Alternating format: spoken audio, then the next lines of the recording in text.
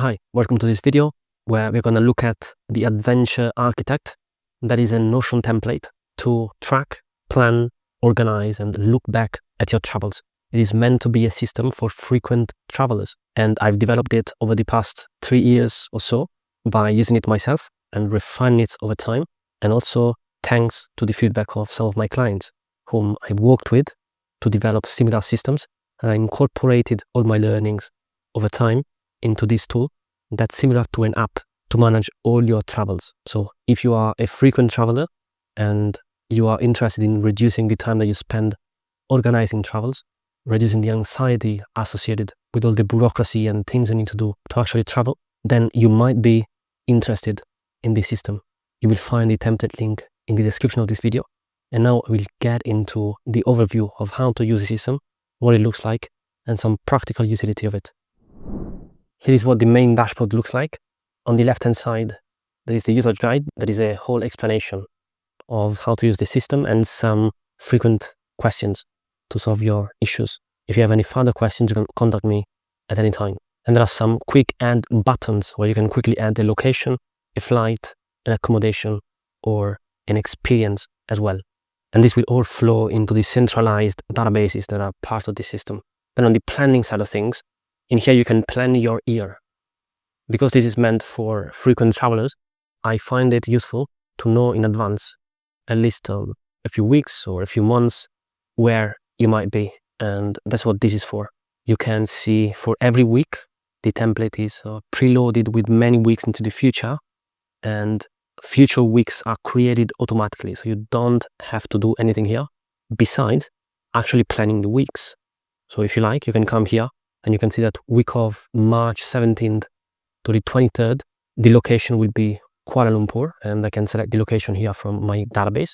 I can also quickly enter a location, and if it's not already there, in this case, Seoul is here, so I can just click plus.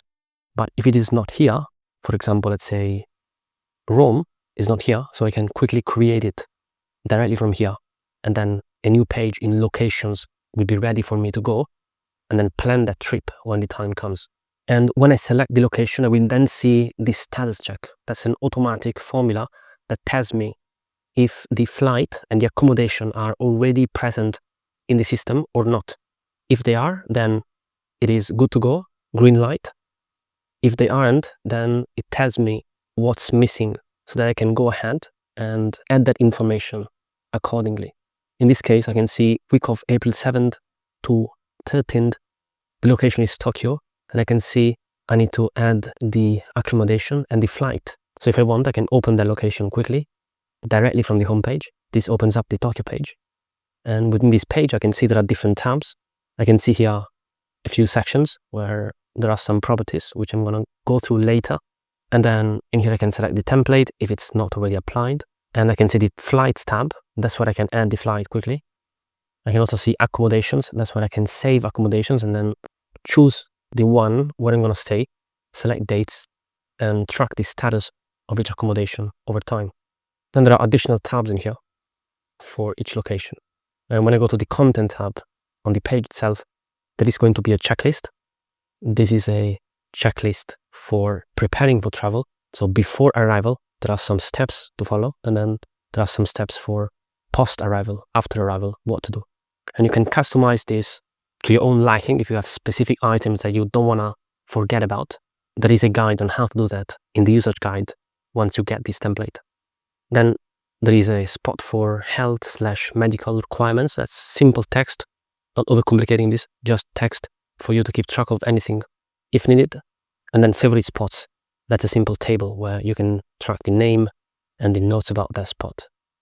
But keep in mind that there are also resources that you can link to a location, and that's where you might save your favorite spots or any resources about that location that you want to reference, because it's useful either for now or for the future as well. So you can have the URL, you can have tags so that you can easily filter that data. I'm going to show you an example with populated data in a few minutes. So that's the planning stage, and here you can quickly see everything at a glance for each location for each week. So this reduces a bit the load associated with planning and knowing where you're going to be, when and how. So that's the idea of this planning section here. And then because this template is made for frequent travelers, you might want to pay attention to the residence rule, which applies to many countries. That means if you stay over 183 days on a rolling year or calendar year, that depends on the country really, you might be liable for taxes. And unless you like that, then you might want to pay attention to it. And this system automatically shows locations where you might be overstaying soon. So this residence alert view gives you an overview of all those locations where you are reaching the 183-day rule in the rolling year, meaning in the past 12 months. So then you might want to check for that specific country if there are any rules that you might want to follow or not. And there are upcoming trips. That's where I can see trips that are coming up within the next month. And you can see they're sorted in order. I can see the status. And then I can always open that location to continue my planning. And then upcoming experiences. So these are the activities or things that you're going to do, you plan to do, you wish to do, and you can track them here, easily save them in the system, and then you will see them here. And upcoming experiences are within the next year. You can see them sorted by date. And when I open an experience, I can then see the date that I'm doing it, the location associated with it, how much it lasts, the URL, the price. And then after the trip, you might also add images just for your own memory in the future, if you like, because then you can have a whole gallery of experiences, pictures that you took, and everything that you did. And there are also reflections if you want to keep track of how the experience went. That's where you can do it. And this might be useful if you want to share things that you learned during a trip, or if someone asks you for recommendations on a specific location at some point in the future, you might go into your database and find everything that you've done and share it easily with them, which is very valuable. And then there are future destinations. That's how you can see a board by status of all the not started, researching, booked destinations. And then there are visited and cancelled destinations that are hidden by default. So then if you scroll down on the dashboard, there are more visualization type of data. So you can see graphs for countries. So these are the days available. Again, this is for the 183-day rule for residency and tax liability. So you can see for each country how many days you have available in the current year. Then if you want to click to view data, you can click on it and you can see the specific country right there and the data that we use for that graph. If you want to drill down further, you can go into the data tab and you can see all the countries here. And then you have the countries visited by year. So over time, this becomes a line chart where you can see how many countries you visited each year. And there are locations, so charts for locations, how many locations you visited by continent. So you can see Asia, you will have Europe, North America, South America, and all the continents over time. As you mark the locations, at least one location in those continents as booked, which means you're going to go there actually. And then you can see the total spent by location. So for each location, how much money you spend. That includes accommodation, it includes flights, it includes experiences, and any extra costs that you can add to the system to adjust the total cost of the location. And this allows you to budget for trips and to also know retroactively how much you spent. Then there are resources. Resources are things that you want to save that are useful for you right now, in the future, or were useful in the past. This can be articles, videos, whatever it is. There are some resources that I added here by default because I found them useful. And then over time, you can add your own resources. And you can also easily save resources from the internet. Not just resources, but also accommodations, also flights, whatever you want, via the Notion browser extension, if you like. Or there is a browser extension called Flylighter that's also very nice. It is a bit more advanced to capture things and pre-populate properties automatically based on flows that you can set in advance. Whereas the Notion native Chrome extension or browser extension is very simple. It gets the job done, but it doesn't have pre-populated properties in it.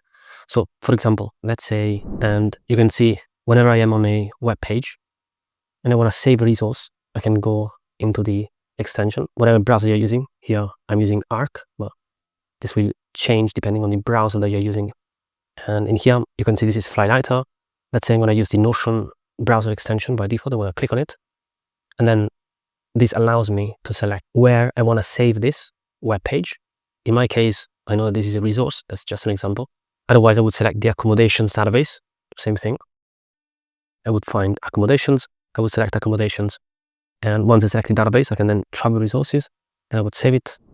Now, if I go back to Notion, I will see that page automatically added to my travel resources database right here, and I can see the URL, then I can tag it, I can select locations that relate to this resource, if applicable, and then countries. Otherwise, I would leave these empty, and I can also add notes.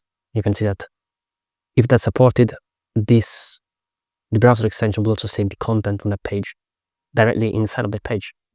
So now let's look at the center of the system, because locations is where everything happens. Basically, the main action happens in locations. So whenever you want to plan something, you open the location page. If you want, you can find all locations under the locations database, which you can find here. For example, view all. You will open the master database. You can see a few views here. Also, the timeline view is pretty nice, for me at least, where you can see over time where you've been, essentially in a timeline, which you can also change the scope of. And then whenever we open a location page, for example, let's take this one here, Kuala Lumpur. I can open this page and I can see here the status. In this case, it is booked. I can select the country in here or input it directly. And this will give me the continent where it is from, which will then show up in the chart on the dashboard that I showed you earlier. The year visited, I can input it here whenever it was the first time that I visited this location. And then if the template is not applied, I can actually apply it like so. In here, in the content tab, there are some criteria that I can score this location by: people, cost of living, community, professional, and you can find descriptions of these things in here. It's not that important, just nice to have if you want to, think about it a bit more in depth in terms of how to decide where to go, because sometimes it might be overwhelming to decide where to go. So then the other section has other properties, like the dates planned. These are based on the week that you selected in the planning phase, and the actual dates visited. This is where you have the accommodation booked. The selected accommodation, this is populated automatically whenever you have an accommodation in the status booked. Then you have the total days this year. So how many days you spent in this location in the current year. And this will inform the 183-day rule that I talked about earlier in the video. If you want to adjust the total cost of this location, you can do that here. If there are any extra expenses that weren't accounted for in the flights, in the accommodations, in the experiences, and then you can see the total cost that sums up all those costs that I just mentioned, plus the adjusted total cost, if you include that. And there is a section for post-trip reflections. And I find this useful because then in the future, I can have a library of what I thought about a certain location, how it felt, and this can inform my future decisions if I want to come back to a specific location, or if I don't want to go back there, or also looking at how I felt at that stage of my life, or where I was and how that impacted what I did at that stage of my life. So if you are into this kind of reflection and journaling insights, then this might be a pretty powerful exercise. Otherwise, you can just not do it and skip it. Then you have the checklist. That's what I showed you earlier. So you can go through these checklist items to make sure that you do everything that you need to prep for the travel. And after this travel is done and after arrival, to make sure that everything is set up, you don't need to spend lots of cognitive energy thinking about what you need to do, because that can be very overwhelming, especially if you travel often and if you don't outsource that kind of bureaucratic work to someone else. So that's what the checklist is for. Everything is written down so you don't have to worry about it, and you actually focus on your work, your life, whatever you do. And then when you focus on travel, you know exactly what to do and what's the next step to actually then be prepared to travel. And that makes the process more enjoyable, in my opinion, and experience.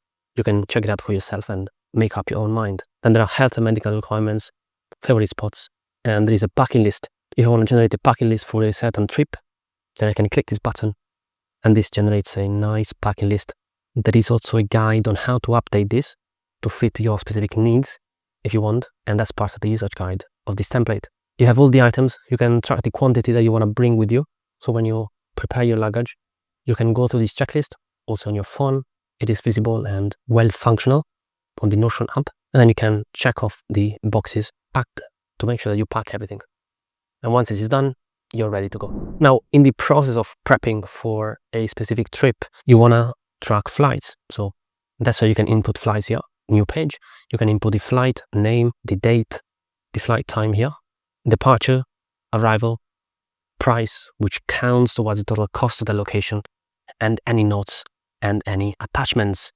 Now, one question that you might have is, Notion doesn't work offline, so why would I use this system? And I think the reason why you use this system is to track everything and prepare in advance and reduce all the cognitive load that it takes to prepare for trips, reduce the time spent preparing for trips. But you want to have a backup. So if you are at the airport, you need the ticket and you do not have connection, although airports usually have Wi-Fi's, and there is also a checklist for preparing for that, getting an eSIM, for example. But let's say you always want to have a backup. So what I do personally, and what I think is a good choice, is to have an actual filing system in Google Drive, in Dropbox, or whatever other app that supports offline mode. In the blog post that I wrote, there is a guide on that. So it is good practice to save files, meaning tickets, any other file that you need in your phone. It might be just the file default app of your phone. It might be Google Drive, it might be Dropbox, with offline mode, so that when you need to show tickets, you don't need to go into an app that doesn't work offline. You have those files somewhere else. But then, the prep, then you have this app to do everything and make sure that you track everything. Same for accommodations. So when it comes to accommodations, I think there are 2 stages. The first stage is researching and dumping data. So going through different platforms, searching through hotels, searching through Google, doing a research of possible accommodations. You can save them here via the browser extension that I showed you earlier, same exact process. And the status by default would be saved, right? That's the first stage. And then once you have a few options, you can go through them and parse through them to rank order them. So that's where accommodations ranking comes in. You can add a rank to the locations, and this will be sorted automatically. So if I have here another one, apartment 2, oh, this could be number 2. Let's do apartment 3.